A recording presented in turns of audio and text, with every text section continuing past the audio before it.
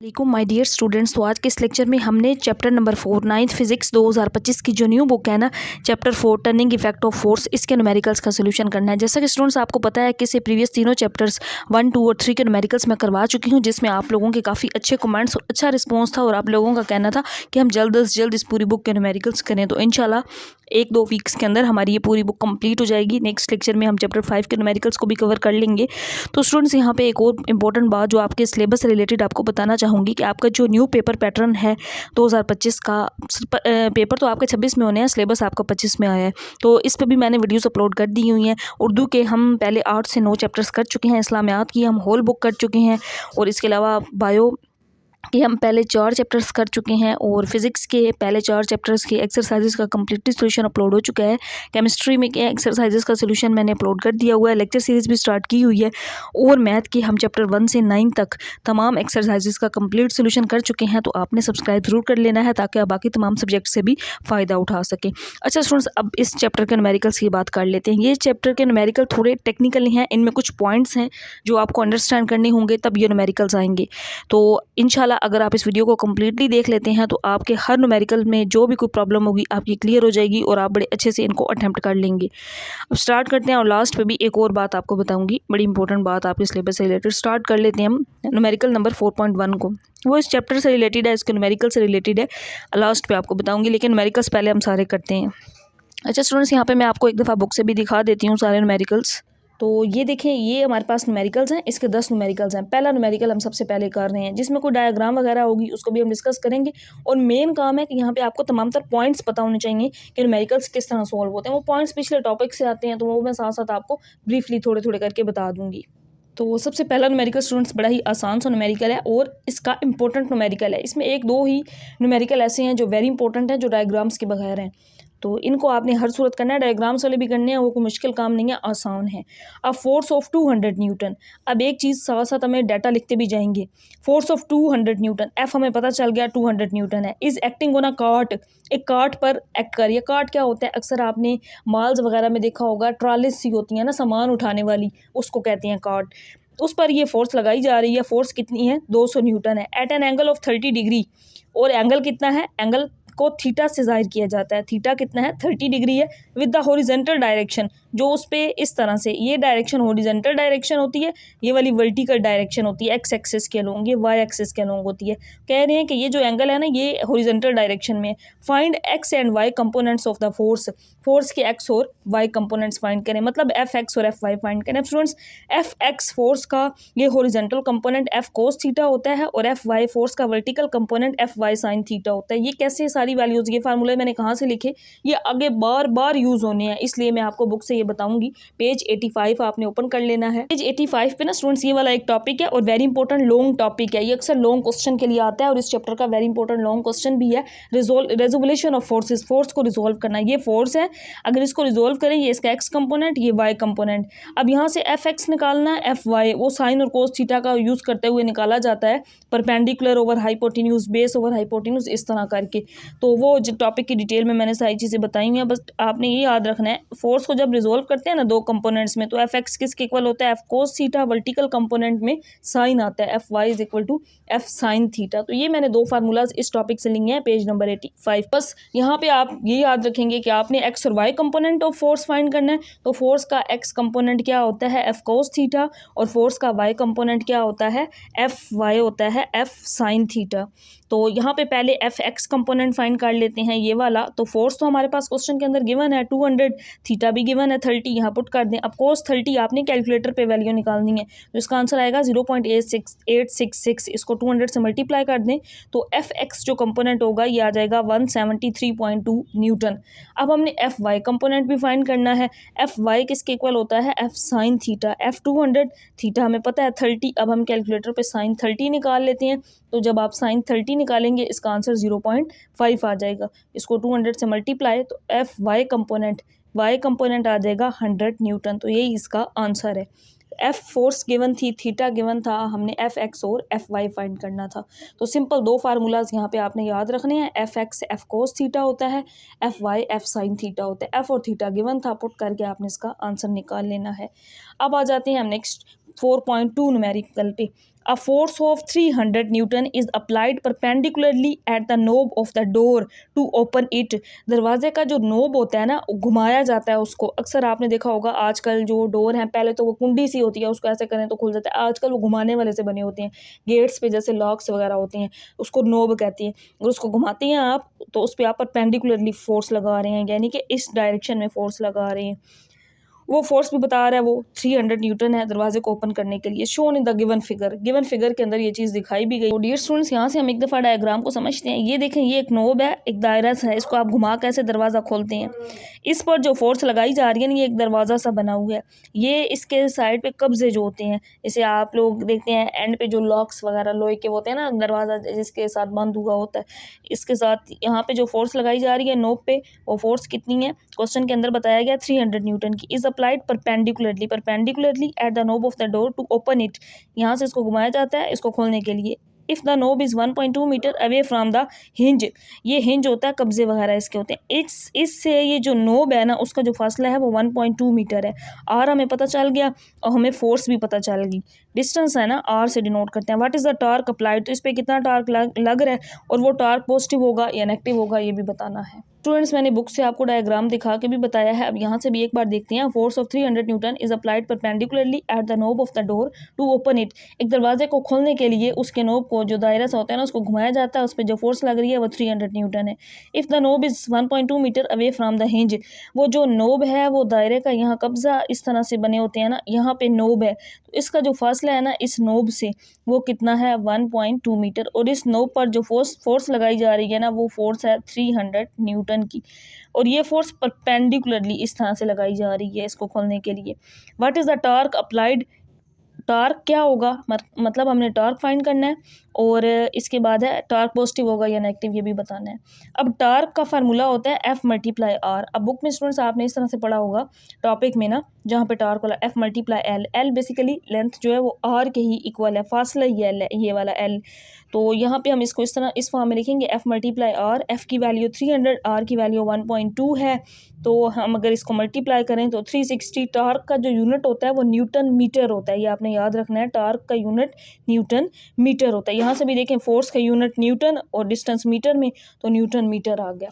और इसके बाद ये बताना था कि ये पॉजिटिव है या negative. As door will rotate anti clockwise, और जो दरवाज़ा होगा जब उसको घुमाया जाएगा वो उसके हिंज से और वो नोब से वो एंटी क्लॉकवाइज डायरेक्शन बनती है। दो तरह के डायरेक्शंस होती हैं ना, ये देखें, अगर ये क्लॉक है तो एंटी क्लॉकवाइज डायरेक्शन किस तरह होगी, अगर आप इस क्लॉक से इस तरह मूव करते हैं एंटी क्लॉकवाइज, अगर आप इस फॉर्म में मूव करते हैं तो ये क्लॉकवाइज होगी, क्लॉक की तरफ।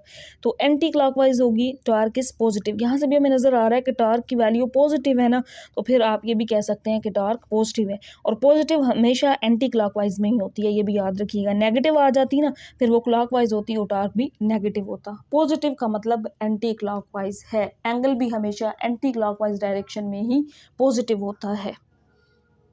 पॉजिटिव टार्क आ जाए वहाँ पे आपने खुद ब खुद आपने अपने माइंड में वो चीज़ स्केच कर लें कि positive anti clockwise, negative clockwise. तो यहाँ तो पॉजिटिव था, इस वजह से एंटी क्लॉकवाइज हुआ, तो टार्क यहाँ पे पॉजिटिव होगा। दो चीज़ें थी, फोर्स और डिस्टेंस था, आपने टार्क फाइंड करना था। सिंपल टार्क का फार्मूला F मल्टीप्लाई आर, दोनों वैल्यूज़ को मल्टीप्लाई करें तो टार्क का आंसर आ जाएगा। टार्क का यूनिट न्यूटन मीटर होता है, ये पॉजिटिव है, इस वजह से एंटी क्लॉकवाइज है। तो इसके बाद स्टूडेंट्स हम न्यूमेरिकल नंबर 4.3 पे आ जाते हैं। 2 weights are hanging from a metre rule, एक मीटर रूल है, उसके साथ 2 वेट्स लगाई गई हैं। मैं डायग्राम से दिखाती हूँ, यहाँ मैंने बनाई हुई है। देखें, एक मीटर रूल एक स्केल्स है, इस पे इसके दोनों एंड्स पे 2 वेट्स हैं। अब ये दोनों वेट्स इस तरह से लगाई गई हैं। If the rule is balanced as its centre of gravity, ये रूल जो है ये सेंटर ऑफ ग्रेविटी से बैलेंस है, मतलब ये नहीं है कि ये वेट इधर लटक जाए, ये इधर लटक जाए, तो दोनों ही सेंटर में बिल्कुल बैलेंस है। जैसे आपने एक झूला देखा होगा ना, सीसा, अक्सर पार्क्स वगैरह में फट्टे टाइप होता है, झूला फट्टा लगा होता है और दरमियान में एक साइड पे लोहा लगा होता है, पकड़ के बैठते हैं, इधर बैठते हैं, और अगर इस साइड वाले ऊपर जाते हैं, दूसरी साइड वाले नीचे, इस तरह वो झूला ऊपर नीचे होता है। एक पोजीशन ऐसी होती है कि अगर दोनों बैलेंस भी अपने आप को कर सकते हैं, जब उसके सेंटर पॉइंट पे उसको और वो दोनों साइड्स वाले आपस में इक्वल हो जाए ना, तो बराबर हो जाता है। सेम यही चीज़ वो यहाँ पे कह रहा है कि एक मीटर रूल है, उस पर दोनों वेट बिल्कुल बैलेंस है, वो बिल्कुल सीधा है।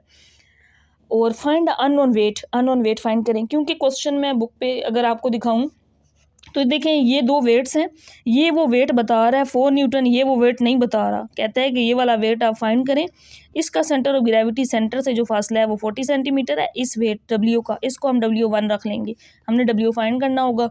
तो इस W1 का जो डिस्टेंस है ना R, वो 30 सेंटीमीटर है। डिस्टेंस हमेशा मीटर में होता है, तो हम पहले इसको सेंटीमीटर से मीटर में भी कन्वर्ट करेंगे।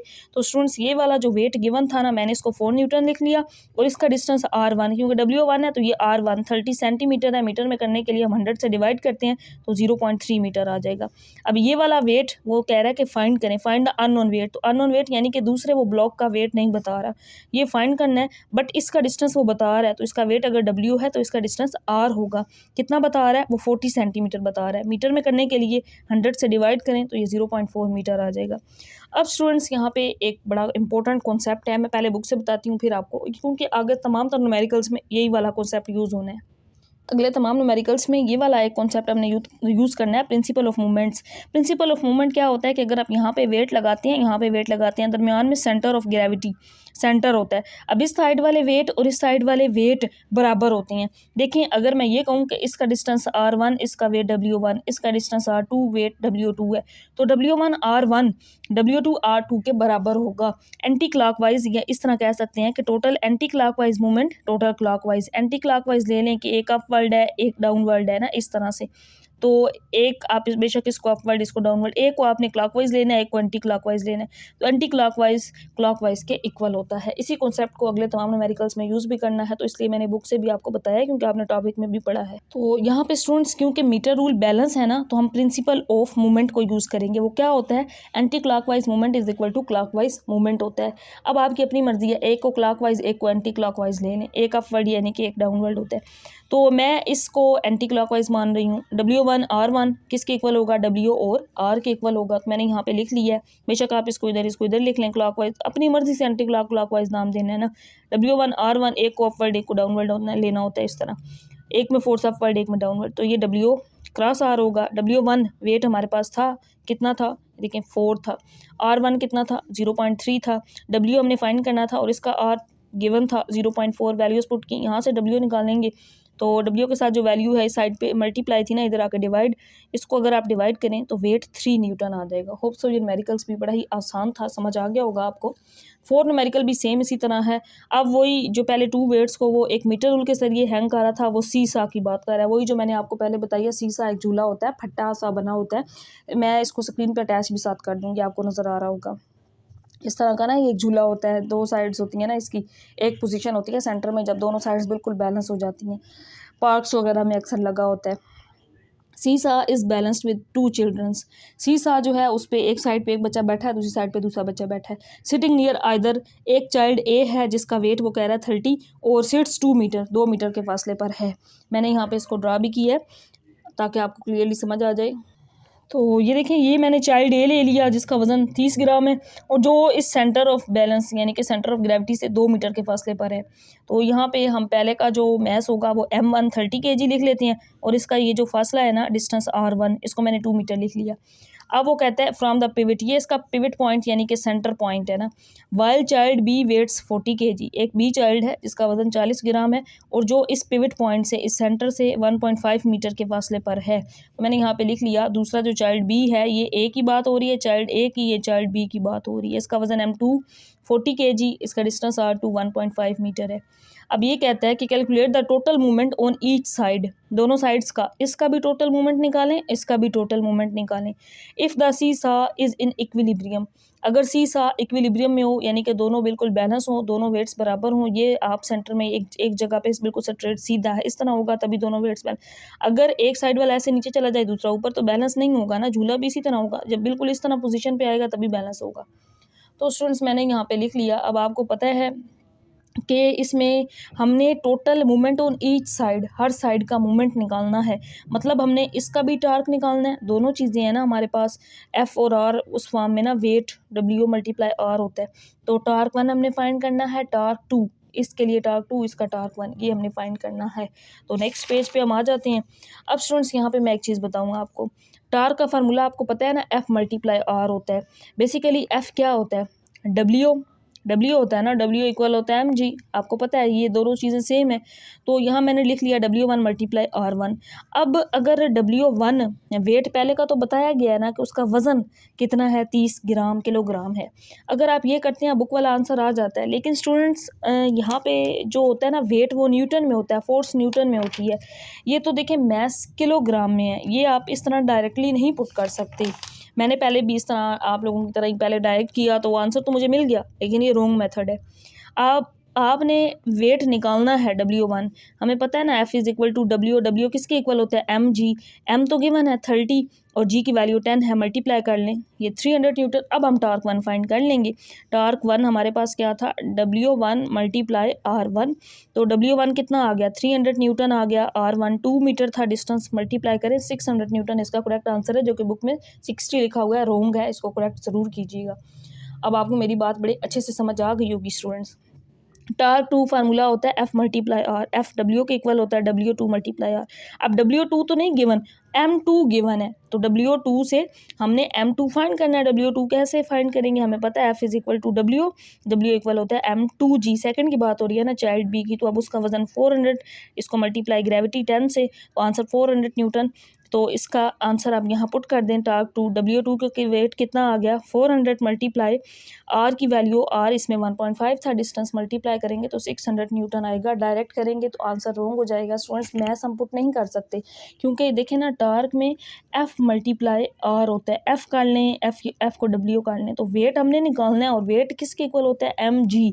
m तो गिवन है मैथ्स, आप उसको g से मल्टीप्लाई करके पहले वेट फाइंड करेंगे तब ये न्यूमेरिकल इसका आंसर करेक्ट होगा, अदरवाइज रॉन्ग होगा। अब ये बात हो रही थी कि लास्ट में दूसरी चीज़ वो ये पूछ रहा था, इफ़ द सीसा इज इन इक्विलिब्रियम, क्या सीसा इक्विलिब्रियम में है, तो देखें टार्क 1 और टार्क 2 दोनों ही 600 आए, इसका मतलब इक्विलिब्रियम में है। As both torques are equal, both torques are equal, so seesaw is in equilibrium, इसका मतलब है सीसा जो है वो इक्विलिब्रियम में है क्योंकि दोनों टार्क्स इक्वल हैं। नेक्स्ट हम न्यूमेरिकल नंबर 1.5 पे आ जाते हैं। हमारे पास स्टूडेंट्स न्यूमेरिकल नंबर 4.5 है। A crowbar is use to lift a box. Crowbar क्या होती है, as shown in the figure, इसको आप फिगर में देख सकते हैं, वो ये कहते हैं। तो मैंने यहाँ पे स्टूडेंट्स आपके सामने बुक कर ली है।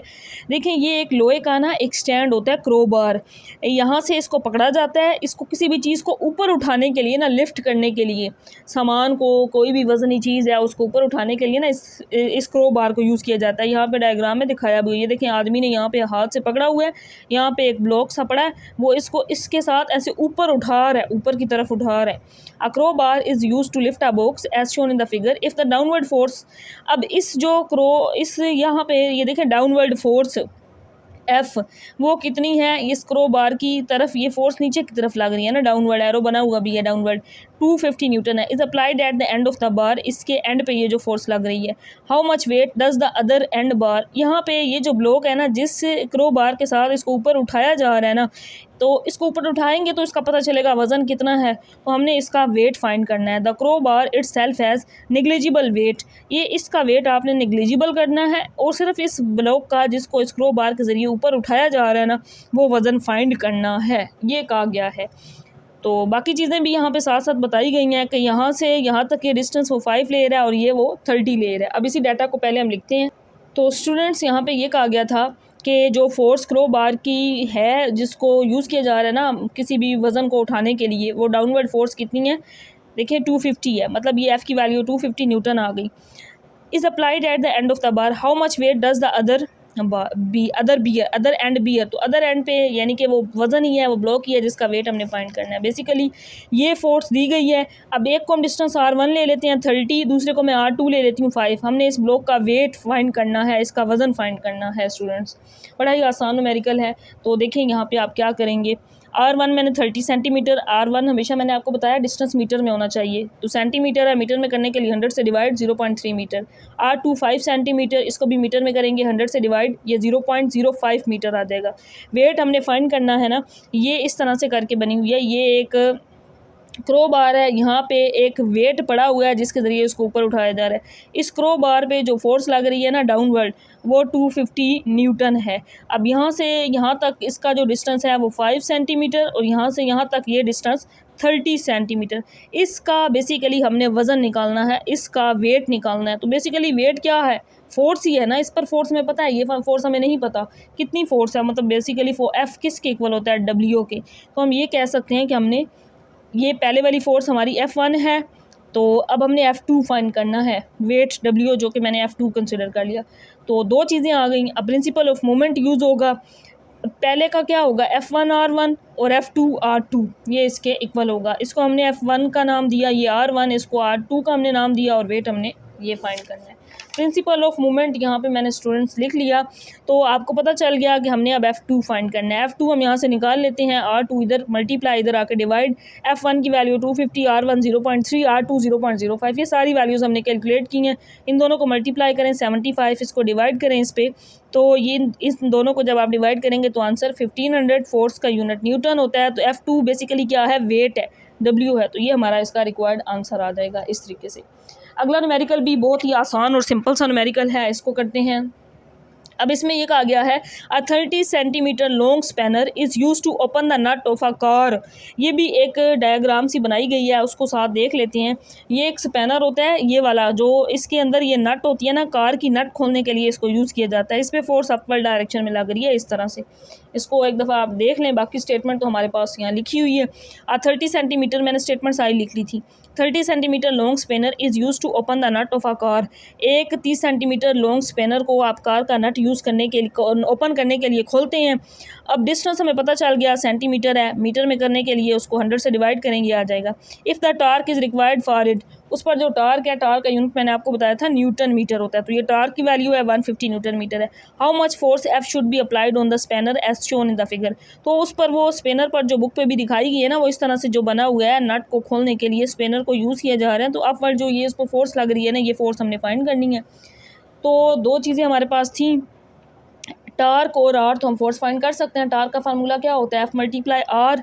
तो एफ हमने फाइंड करना है, एफ को हम यहाँ रखते हैं, आर की इधर मल्टीप्लाई था ना, इधर आकर डिवाइड। टार्क 150 था, आर 0.3 डिवाइड कर दें तो 500 न्यूटन, सिंपल आंसर आ जाएगा। नेक्स्ट आ जाते हैं हम न्यूमेरिकल नंबर 4.7 पे। इंपॉर्टेंट न्यूमेरिकल है, जैसा लास्ट वाला भी एक न्यूमेरिकल है, तो 4.10 भी सेम है, इसको थोड़ा गौर से समझिएगा। A 5 Newton ball hanging from a rope is pulled to the right by a horizontal force F। अब यहाँ पे एक बॉल है, ये वाला बॉल 5 न्यूटन इसका वेट है, वेट इसका 5 न्यूटन, और आपको पता है ना वेट हमेशा डाउनवर्ड डायरेक्शन में होता है। वो बता रहा है कि इसका वेट जो है ना वो 5 न्यूटन है। द रूप क्या होती है, रस्सी होती है। द रूप makes an angle of 60 degree with the ceiling. यहाँ पे एक सीलिंग है, एक दीवार सी है ना, जिसके साथ इस रूप को बांधा गया है, रस्सी को इस बॉल के साथ इस तरह रस्सी बांध के इसको दीवार के साथ इस तरह लटकाया गया, दीवार से इस तरह रस्सी के ज़रिए। Determine the magnitude of the force F, इस फोर्स एफ का मैग्नीट्यूड फाइंड करें एंड टेंशन फाइंड करें। मतलब हमने फोर्स और टी फाइंड करना है, एफ और टी फाइंड करना है। सारा डाटा गिवन है, लिख लेते हैं। बॉल का जो वज़न है वो 5 न्यूटन है। एंगल हॉरिजॉन्टल एंगल जो इसके साथ यहाँ पे बन रहा है वो 60 डिग्री का है, सीलिंग के साथ ये वाला। फोर्स फाइंड करनी है, टेंशन फाइंड करनी है। अब यहाँ पे हमने एक काम करना है कि इसको हमने रिजोल्व कर देना है इस तरह से ना कंपोनेंट्स में। तो मैं इस तरह आपने डॉटेड लाइन लगा लेनी है। ये जो स्ट्रिंग है ना, रूप है, रस्सी है, इसके साथ ये इसका वर्टिकल कंपोनेंट इस तरह से बनेगा। टेंशन फाइंड करेंगे, यहाँ पे इसका तनाव, बेसिकली टेंशन तनाव है। तो स्टूडेंट्स यहाँ पे इसको किस तरह करना है, हमने देखें हॉरिजॉन्टल कंपोनेंट हम निकालते हैं। ये जो टेंशन टी थी ना, रूप थी, रस्सी, इसको मैंने इस तरह से यहाँ रिजोल्व कर दिया दो कंपोनेंट्स में। तो ये इसका हॉरिजॉन्टल टी एक्स कंपोनेंट, ये इसका वर्टिकल टी वाई कंपोनेंट होगा। यहाँ से हमें ये पता चल गया, तो टी हम फाइंड कर सकते हैं। मैं पहले हॉरिजॉन्टल कंपोनेंट, जैसे आपको पता है ना फोर्स के दो कंपोनेंट होते हैं, स्टार्ट में मैंने बताया था, F X is equal to F cos theta और F Y is equal to F sine theta. इसी तरह टेंशन में भी same, T X component T cos theta होगा, एक्स में कोस आता है, वाई में साइन आता है। तो बेसिकली अब टी एक्स क्या है, इस पे फोर्स ही है जो लग रही है, ये टेंशन इसमें लगने वाली फोर्स है। तो यहाँ टी एक्स की जगह आपने एफ लिख लेना है, साथ टी कोस 60, एंगल 60 था। वर्टिकल कंपोनेंट क्या हो जाएगा, टी वाई टी साइन 60। देखें vertical component F sine theta होता है, तो टी वाई और टी साइन 60 आ जाएगा। यहाँ पे भी हमें पता है टी वाई किसके इक्वल है। अब T Y weight basically vertical component ना, फोर्स इस पे हॉरिजॉन्टल डायरेक्शन में लग रही है, इस वजह से टी एक्स मैंने एफ के इक्वल लिया था। ये वर्टिकल कंपोनेंट है अलोंग वाई एक्सिस, तो ये वेट और ये सेम ये है, टी वाई डब्ल्यू है, बेसिकली वेट है वर्टिकल कंपोनेंट, तो इस वजह से मैंने इसको डब्ल्यू लिख लिया। टी साइन 60 मैंने इसी तरह लिख लिया। स्टूडेंट्स इसको मैंने इक्वेशन 1 का नाम दिया था, इसको इक्वेशन 2 का नाम दिया था। वेट तो हमारे पास इस ब्लॉक का बताया गया था ना, डाउनवर्ड इसका वेट कितना था, 5 न्यूटन था। यहाँ 5 पुट कर दें, साइन 60 का आंसर निकालें 0.866, यहाँ से टी कैलकुलेट करें, 5 डिवाइडेड बाई ये वैल्यू होगी, कैलकुलेटर पे आंसर निकालेंगे 5.77 आएगा, लेकिन बुक में जो आंसर है ना वो अप्रोक्सीमेट करके लिखा गया है 5.77 है ना, 5 से बड़ी वैल्यू है तो आप इसमें एक इंक्रीज कर सकते हैं, तो आप 5.8 न्यूटन लिख देंगे, टेंशन का यूनिट न्यूटन होता है। अब इस टी को मैं इक्वेशन 1 में यूज़ कर दूंगी। देखें यहाँ पे इक्वेशन नंबर 1 ये थी, अगर हम यहाँ पे पुट कर दें तो हमारे पास फोर्स की वैल्यू भी आ जाएगी। दो चीज़ें तो हमने फाइंड करनी थी, टेंशन और फोर्स। तो इसका जो बेसिकली एक्स कंपोनेंट था वो हॉरिजॉन्टल कंपोनेंट था जो फोर्स था, वर्टिकल कंपोनेंट ये जो था वाई वो डब्ल्यू था, इस वजह से हमने यहाँ से पहले इसको टी को कैलकुलेट कर लिया। अब टी को वापस यहाँ पुट करते हैं इक्वेशन नंबर 1 में, F is equal to T को 60, टी की वैल्यू 5.8 को 60 निकालेंगे 0.5 मल्टीप्लाई कर दें, एफ का आंसर 2.9 न्यूटन आ जाएगा। दो चीज़ें हमने फाइंड करनी थी, फोर्स और टेंशन, तो दोनों हमने फाइंड कर ली हैं। यहाँ पे मैंने पुट किया स्टूडेंट्स इसको। होप सो आपको इस न्यूमेरिकल की समझ आ गई होगी, नहीं समझ आई तो इसको थोड़ा रीजूम करके दोबारा देखिएगा, इंशाल्लाह बड़े अच्छे से समझ आ जाएगी। नेक्स्ट हम आ जाते हैं अपने न्यूमेरिकल नंबर 4.8 पर। A sign board is suspended by means of 2 steel wires. एक साइन बोर्ड है, ये देखें एक साइन बोर्ड है, ये 2 स्टील्स वायर हैं, एक में टेंशन T1 है, दूसरे में टेंशन T1 है, T2 है। अब इन बोर्ड्स को ना इस ये साइन बोर्ड है, इसको स्टील वायर्स के साथ इस तरह से लटकाया गया है। If the weight of the board is 200 Newton, ये जो वेट है ना इसका इस बोर्ड का वो 200 न्यूटन है। वेट आपको पता है हमेशा नीचे की तरफ डाउनवर्ड होता है। What is the tension in the string, तो हमने ये T1 टेंशन और ये T2 टेंशन निकालनी है। अब स्टूडेंट्स ये न्यूमेरिकल 2 तरीक़ों से होता है, मैंने यहाँ पे आपके लिए सबसे आसान और अच्छा बेस्ट तरीका लगाया है। अब देखें क्या करना है, आपने टेंशन ही तो फाइंड करनी है, ये कहा गया है ना दोनों स्ट्रिंग्स की, याद रखिएगा हमेशा। ये जो टेंशन है और ये वाली जो टेंशन है जिसने इस साइन बोर्ड को लटकाया हुआ है, ये T1 ये T, ये बेसिकली मैंने आपको बताया था ये वर्टिकल है ना, देखें इस तरह, ये इस तरह है, ये इस साइन बोर्ड के वेट के बराबर है, ये वाला T1 और T1। अगर ये रस्सियाँ ना हों तो क्या ये बोर्ड लटक सकता है? नहीं लटक सकता। जितना इसका वज़न है ना उतनी ही यहाँ पे ये रस्सियाँ यूज़ की गई हैं, जितना यानी कि 200 न्यूटन इसका वेट है तो इसमें टेंशन भी उतनी है। तो हम ये कह सकते हैं कि अगर हम ये T1 और T2 को ऐड करें तो बेसिकली वो इसका टोटल वेट बनता है। तो एक सिंपल यही फार्मूला तो आपने याद रखना है, T1 T2 किसके इक्वल होगा? W के इक्वल होगा। अब जितनी ये टेंशन है उतनी ये है, T1 किसके इक्वल है? T2, दोनों सेम है। हम ये कह सकते हैं कि T1 T2 बराबर हैं।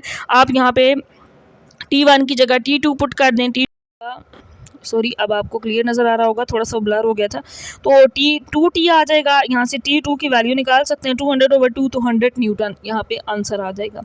अब स्टूडेंट्स T2 को आप वापस यहाँ पुट कर दें, W तो वैसे ही हमें पता है 200, तो तब भी T1 आपके पास 100 आ जाएगा। या हम क्योंकि ऊपर कह चुके हैं कि T1 T2 के इक्वल है, तो जो T2 है वही T1 होगा, तो ये भी 100 न्यूटन होगा। तो यही हमारा आंसर था कि हमने दोनों स्ट्रिंग्स में तनाव जो रस्सी थी ना, स्ट्रिंग थी, उसमें टेंशन फाइंड करनी थी। तो एक आप कैलकुलेट कर लें, दूसरा उससे इक्वल होगा, या फिर इस इक्वेशन 1 में पुट कर दें तब भी आंसर सेम आ जाएगा। तो फार्मूला क्या याद रखना है कि दोनों टेंशन्स जो हैं अगर इनको ऐड करें ना तो ये वेट के इक्वल, और ये दोनों टेंशन इनको ऐड करें तो ये टोटल वेट बनता है।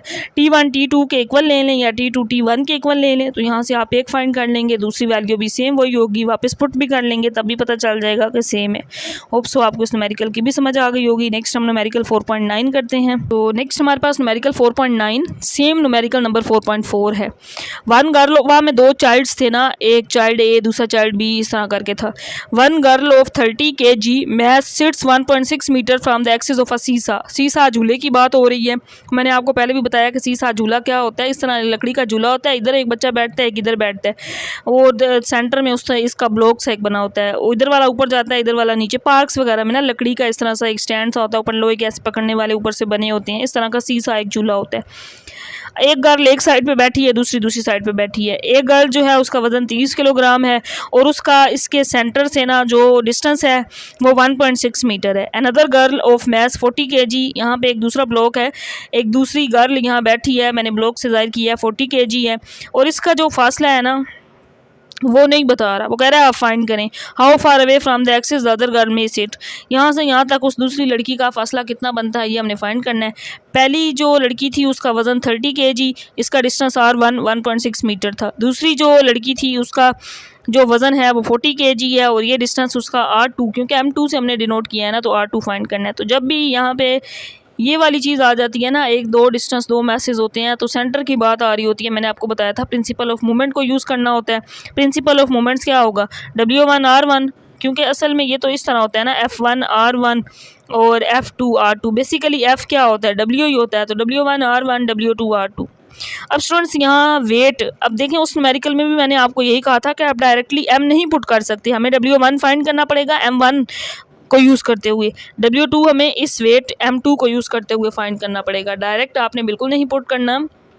तो मैंने उसी इक्वेशन को यहाँ लिख लिया, प्रिंसिपल ऑफ मूवमेंट वाली जो बनी थी। पहले हम W1 फाइंड कर लेंगे M1G, यहाँ हम W2 फाइंड कर लेते हैं दूसरी साइड पे ना, यहाँ पे दूसरी साइड पे M2G। W1 पहली लड़की का जो वज़न था 30 था, G के साथ मल्टीप्लाई करें 300, दूसरी का वज़न 40 था, 10 G की वैल्यू मल्टीप्लाई करें 400।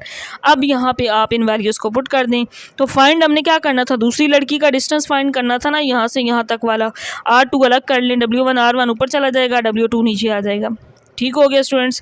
अब W1 आपने कैलकुलेट किया है ना, ये इसका R भी है आपके पास, और W2 वेट ये 400 आया था, मल्टीप्लाई करके इस पर डिवाइड करें तो 1.2 मीटर।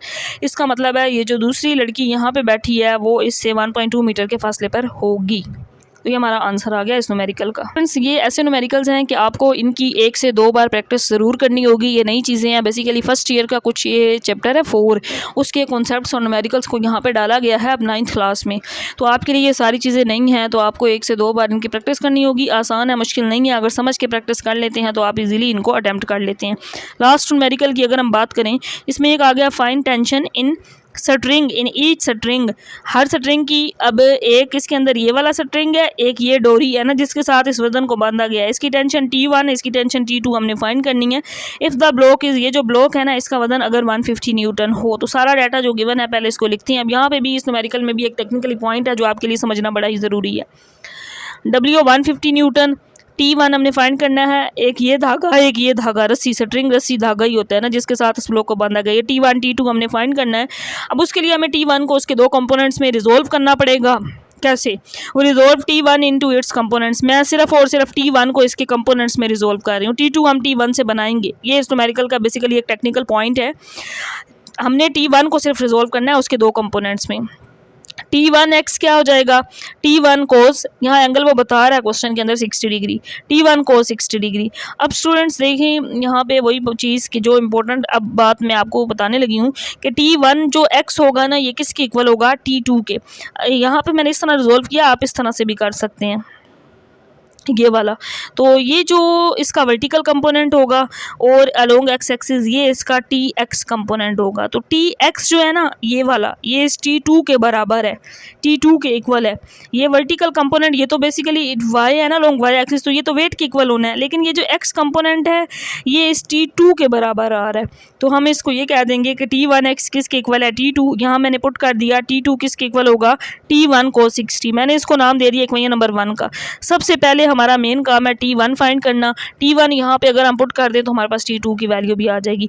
T1 कैसे फाइंड करेंगे, पहले x कंपोनेंट लिखा था, अब y कंपोनेंट लिखते हैं T1 का। तो T1 y किसके इक्वल हो जाएगा, देखें x component f cos theta होता है ना फोर्स का, इसी तरह टेंशन का भी होता है, और वर्टिकल कंपोनेंट में साइन थीटा आता है। तो T1 साइन 60 हो जाएगा। अब T1 y, अब इस पे थोड़ा सा स्टूडेंट्स गौर कीजिएगा। ये देखें वर्टिकल कंपोनेंट ये वाला ना Ty इस साइड पे ड्रा कर लें, इस साइड पे कर लें। Ty इस वेट के बराबर है, y एक्सिस के अलोंग है, तो ये भी तो y एक्सिस है, x एक्सिस तो नहीं ना, वेट y एक्सिस है। तो मतलब Ty किसके इक्वल है, w के इक्वल है। ये पिछले न्यूमेरिकल में भी मैंने आपको ये कॉन्सेप्ट बताया था। तो Ty बेसिकली w है, तो Ty की जगह मैंने w लिख लिया। अब T1x यहाँ पे इस न्यूमेरिकल में यही चीज़ समझने वाली है कि T1x जो है वो T2 है और T1y जो है ना वो w है, वेट है, वर्टिकल कंपोनेंट एक्सपोनेंट है ना, वेट के बराबर है। और T1 sin 60 की वैल्यू निकाल ली और यहाँ से हम T1 फाइंड कर सकते हैं। वेट तो ब्लॉक का गिवन है, कितना है 150 ऊपर आ जाएगा, यहाँ पे बेशक पुट कर देंगे, नेक्स्ट स्टेप में पुट कर दें वेट ऊपर, ये वैल्यू इधर आकर डिवाइड, दोनों को डिवाइड करें तो 173.2 न्यूटन आ जाएगा। T1 हमने फाइंड कर लिया, अब हमने T1 को यहाँ पुट करना है तो हमारे पास T2 की वैल्यू आ जाएगी। Now using T1 in equation number 1, तो यहाँ पे मैंने नेक्स्ट वही इक्वेशन 1 लिख लिया, फिर बाद में मैंने पुट भी कर दिया। T1 का आंसर 173.2 आया था, cos 60 का आंसर 0.5 कैलकुलेटर पे निकालना है आपने, तो 1/2 होता है वो 0.5 बन जाता है। मल्टीप्लाई कर दें दोनों को 86.6 और टेंशन का यूनिट जो होता है वो न्यूटन होता है। यहाँ पे स्टूडेंट्स हमारा ये चैप्टर नंबर 4 इसके न्यूमेरिकल्स कंप्लीट हो गए हैं। इंशाल्लाह नेक्स्ट लेक्चर के अंदर हम चैप्टर नंबर 5 के न्यूमेरिकल्स और इसकी एग्जांपल्स को भी सॉल्व करेंगे। अब स्टूडेंट्स लास्ट में मैंने कहा था कि इंपॉर्टेंट बात जो बताऊँगी, इस चैप्टर के अंदर विदाउट डायग्राम्स जो न्यूमेरिकल्स हैं उनको ज़्यादा अच्छी तरह कीजिएगा। हमेशा ये होता है कि डायग्राम्स वाले न्यूमेरिकल्स कम आते थे, प्रीवियस सिलेबस के मुताबिक अगर देखा जाए तो ऐसा ही था।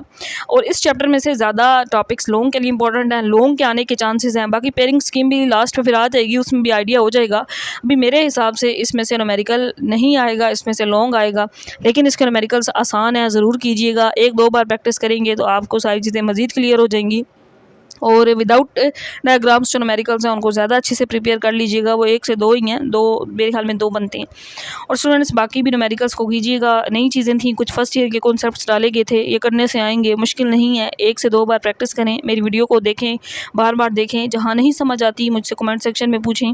और मैंने आपको अपना नंबर भी दिया हुआ है, उस पर भी आप पूछ सकते हैं। मैं इनके PDF नोट्स भी आपके साथ शेयर कर दूँगी, जहाँ तक मैं आपकी हेल्प कर सकती हूँ करूँगी। लेकिन ये न्यू चीज़ें हैं सारी, इनकी प्रैक्टिस बार बार कीजिएगा। जैसा कि मैंने आपको मैथ में भी बताया था कि फर्स्ट ईयर के कुछ चैप्टर्स अब 9th के मैथ में डाले गए हैं, तो देखिए ना आसान चीज़ें हैं लेकिन प्रैक्टिस से आती हैं। Practice makes a man perfect, तो बार बार प्रैक्टिस करें, अच्छी तरह से प्रिपेयर करें। मेरे चैनल को सब्सक्राइब करें ताकि इस तरह की मज़ीद इन्फॉर्मेटिव वीडियोज़ मैं आपके लिए बनाती रहूँ। मिलते हैं जल्दी नेक्स्ट लेक्चर के साथ, तब तक के लिए अल्लाह हाफ़िज़ स्टूडेंट्स।